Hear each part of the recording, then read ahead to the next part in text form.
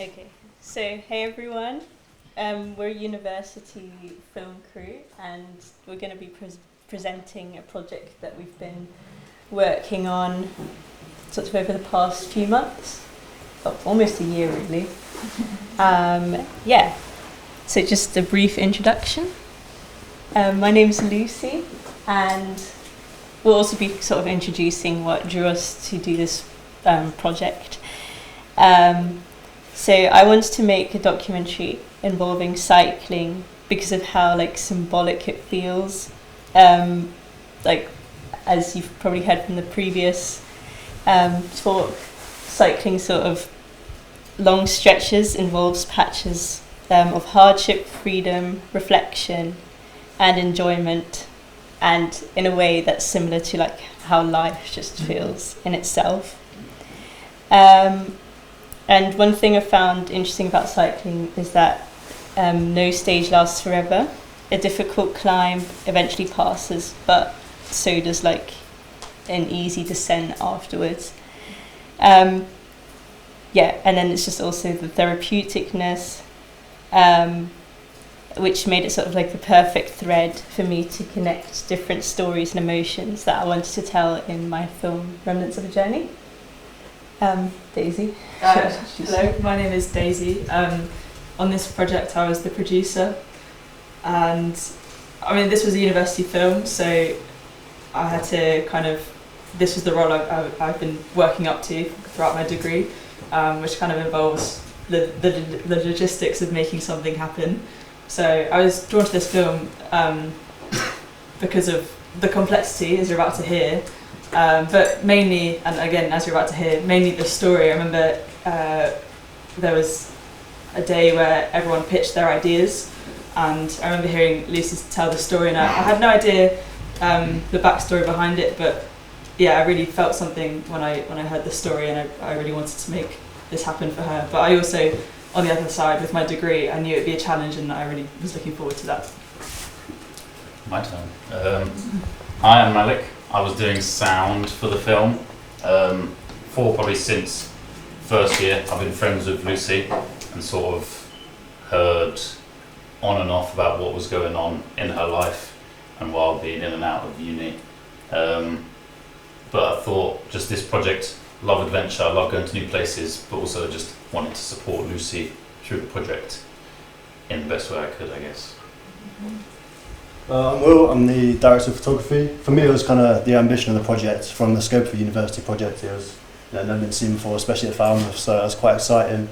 And a bit like Malik and Daisy supporting Lucy with the whole story and the project, and there's a trip to Switzerland out of it, so yeah.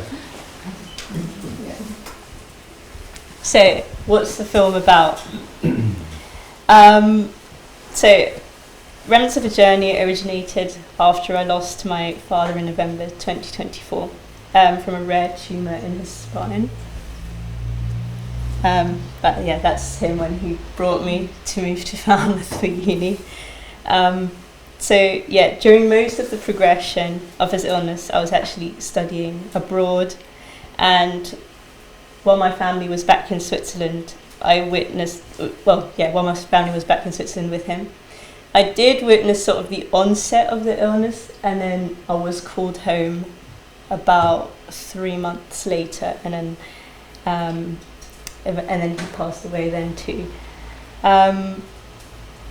But when I was at home and we were sort of organising all the things you organise afterwards, some stories sort of emerged from his stay in hospital, and one of these stories stuck with me particular. During the routine hospital checks where nurses would ask you questions like where are you, all those type of things, he'd often just think he'd be somewhere else, and these places were places that sort of meant a lot to him. So naturally one of the core topics of the film was memories. So then there was a specific event as well, where one of his friends called him on the phone and asked sort of like they were having a conversation, and he was like, okay, so we're like, how you doing? He's like, yeah, I'm fine. And he was like, I'm in Tumour, which is this small little village of a few houses. And he still has 2 friends who live there, Kati and Fredy. And he was just like explaining with conviction how he was in this place. So this guy on the phone organised to like get a group of other friends together, and they travelled all the way to this town to ring on the doorbell of their other friends, and then they were just like, you know, still in hospital.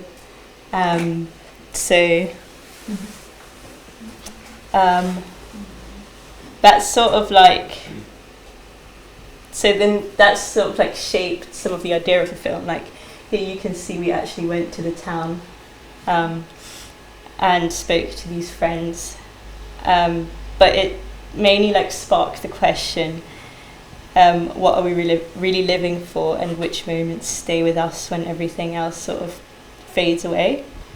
And yeah, so then of course further topics were grief, travel, and passing of time. But now, why cycling? So it's because of those elements that I discussed earlier, the therapeuticness, the rhythm, but it was also something that I used to do with my dad a lot, and he introduced me to it as a child. So I think in a way it was the perfect thing to travel between like the places I was visiting and the people we were going to talk to, and also to process those emotions that would come up during those, during making the film. But yeah, we've got a trailer that Daisy has put together, because like our film is still in post-production, so we're still editing, putting in sound, so it's just a brief 1 minute sort of thing of some of the clips that we got when we were in Switzerland. Yeah.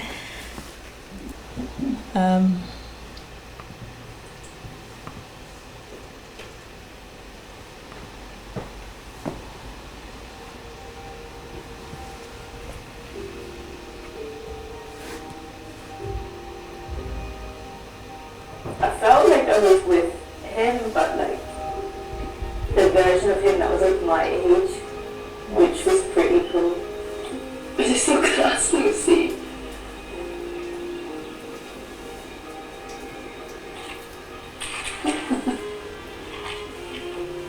Coś genau więcej. I się to odrobło.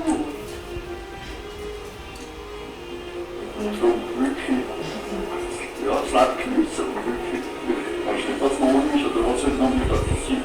Ja. Das ist wirklich.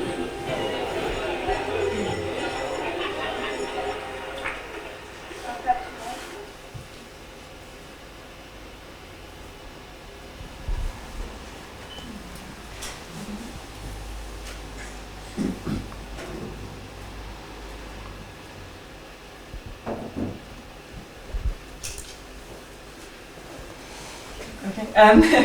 I mean, kind of the most exciting thing about this film, I definitely think, is Lucy's journey, and I honestly don't want to bore you with my contribution to the film, but as the producer, I suppose my role was about taking these ideas and making a way to ensure that they can happen, and I think we'd all agree that trying to do this as part of the university was definitely a challenge. But it was definitely an exciting challenge, and I think in a similar way to cycling, almost in my head when I was trying to organise all these elements, it's kind of like if you have a big climb on a hill on a bike, and when you reach the top it's so rewarding. But yeah, definitely it was very difficult, but I loved it, and I loved working with all of them. So my main roles were helping with the fundraising, logistical planning. Well, here we go. Here was one of the events we did, which was a 24-hour cycle. And I can understand that for people that do lots of cycling in the room, this actually isn't too much of a challenge. But I think for a lot of us that were new to cycling, we kind of did a cycling relay. So we all took a turn across 24 hours, an hour each on the bike. So it was roughly 6 hours in total, and we had a lot of help from our lovely friends and cohort. In terms of organising this, I had to kind of make sure that we could definitely have the space. The bikes were given to us from the sports hall, and then I suppose as part of my role I had to make sure that we had a support team with us throughout the 24 hours. So we had 3 teams, one person mainly focusing on the camera side of things, another person on the wellness, and so it was really exciting to be able to live stream that as well, so we could have that playing for friends and family at home, and especially with the Swiss contingent as well. But yeah, it was a really exciting event. We also made a little video for that, but that was quite a key moment in definitely feeling like, I don't know, maybe I speak for you guys, but that was kind of the moment I thought this is really going to happen, and so that was really exciting. I don't actually know too much about planning cycling routes. I'd actually love to get your advice, but I'd say that the difference is maybe compared to planning the routes for you guys is that I had to kind of make sure I had the camera and the audio side of things in the back of my mind as well. So my process really was taking the Strava route that Lucy had mapped out, and then dividing that across the days that we could have based on our budget, and also the days of our different interviews. So making a mini route for each day. Some days were more interview focused, other days were more cycling focused, as I'm sure Lucy will be able to tell you. So I'd break each day down into a little route, and then I would go across, and it sounds tedious, so I just zoom in on Google Maps and try and find a place that would not only be feasible for somewhere to park, but also somewhere where we could safely film Lucy cycling past, that would also work for her, make sure there were toilets, make sure there was places to eat. And so as you can see, this was just from one of my risk assessments where I planned a little place to stop, and then as you can see, that's kind of the shot realised in number 4, which was quite cool to see it all come into place.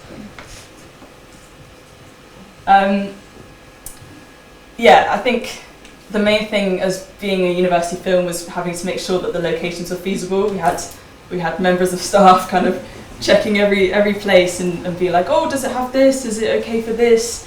You can't exceed the amount of hours you can work in a day. So everything felt like it had to be planned quite rigorously, which I think for a film as emotional and personal as it is, it was a hard thing to juggle. But a lot of the locations were definitely planned, especially the interview ones.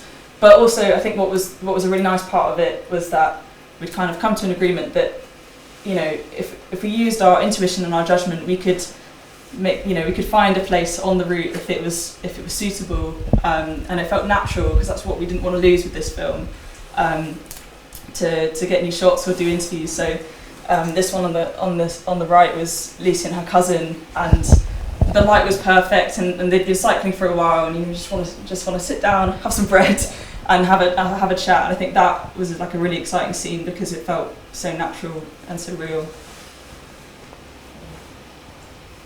So as a DOP, one of my biggest problems was trying to figure out how we're going to film a moving bike with all the limitations that filming a uni project brings. Initially, we had a few chats with lecturers and talking about rigging a camera to a car, a bit like Tour de France camera car and that lot. General consensus after that was absolutely not, so we had to figure out how to do that after then, because filming a moving bike was quite important for the whole film to get that progression of movement throughout the journey. So we had a few ideas, and we spoke to uni, and we were like, if we do this and do that, and they're still like, no, not really. And so there was many times where we'd be running alongside Lucy with a camera, completely not really what we planned to do, but just like sprinting, like full on sprinting. But it's kind of just adapting to figuring out how we're going to capture all these poignant moments in the best way possible. Was, a big challenge, but incredible for learning. And alongside that, usually a project of this scope, you'd hope to have multiple camera operators, multiple cameras, and we had 2 cams at the max with a few setups only being 1. So again, there's a lot of learning for this, and for me it was mainly about trying to get that film to look the best it could with all the limitations that were getting thrown at us left, right and centre. So yeah, it was really, really enjoyable, but a lot of hard work, and yeah, I think we got a good result out of it in the end, to be honest. Yeah. Sound, that's me. Not just a silly little job, some may think. I was sort of, my job, capturing sound of course, sort of being unseen and unheard ironically. Doing a lot of experimenting because I wanted to see if there's anything we could capture while Lucy was away on the route and we were in the car driving to the next location. So like Daisy was saying, it's like keeping a sort of natural flow of the film. So the way I would do that is mics on bikes. So I'll talk more later on of like how I kind of did that. But next slide, please. What did I do? Capturing all the sound. There we go. Mics on bikes. We're ready.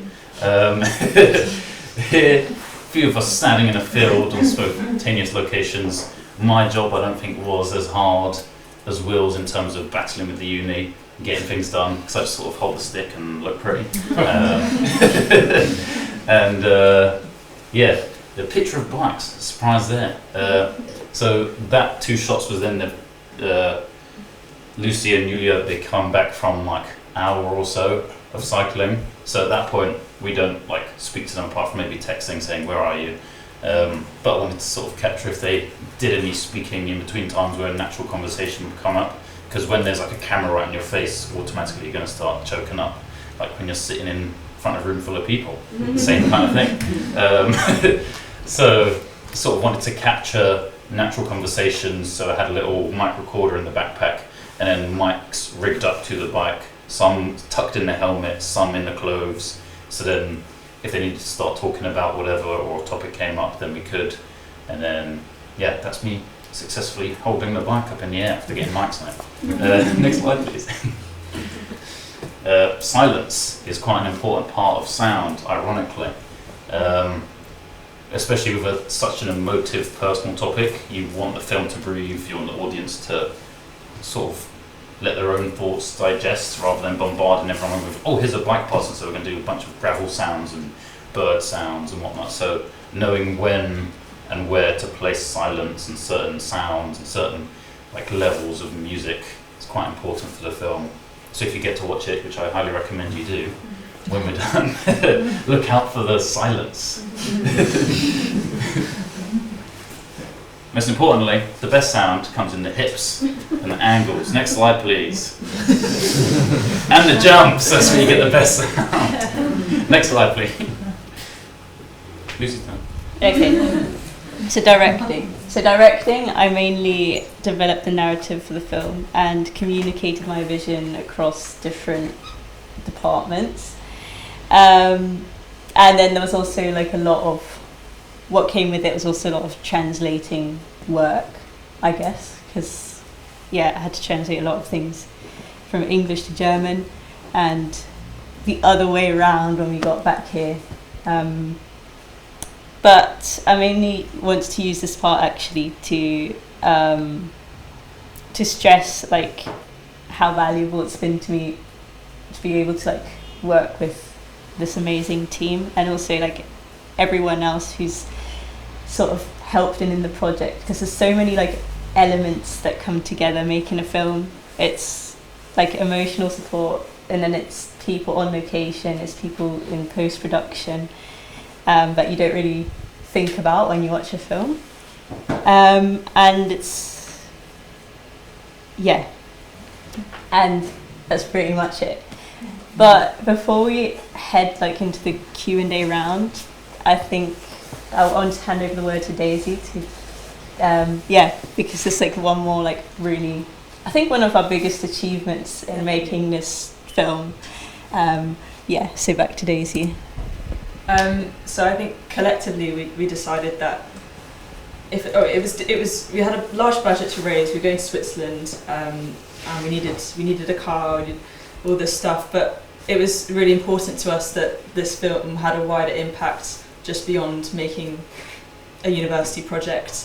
So we decided that if it was at all possible, we'd love to donate some money to charity in the making of the film. And I I think we decided that 50% over what we raised, because it was important to have some contingency. We'd love to donate to the brain tumour charity, and we were incredibly fortunate with donations. Genuinely can't thank all of our donors enough. But it's such an amazing achievement to say we've raised £784.14 to the charity, and they do amazing work.